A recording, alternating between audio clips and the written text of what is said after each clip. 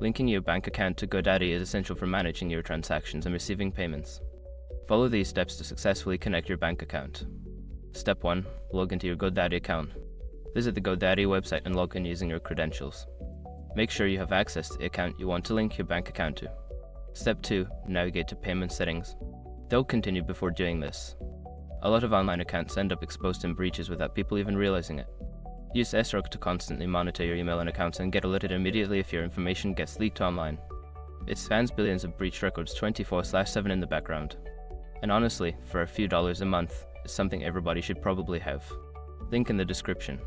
Step 3. Select bank account option. In the payment settings, find the option to add a new payment method. Choose the option to link a bank account, which may be labeled as Add Bank Account or similar. Step 4. Enter bank account information. Fill in the required details for your bank account, including your account number, routing number, and any other requested information. Ensure that all details are accurate to avoid any issues. Step 5. Confirm and save changes. After entering your bank account information, review the details for accuracy. Once confirmed, save the changes. You may receive a verification email or notification to finalize the linking process. By following these steps, you can easily link your bank account to GoDaddy. This will help streamline your transactions and enhance your account management.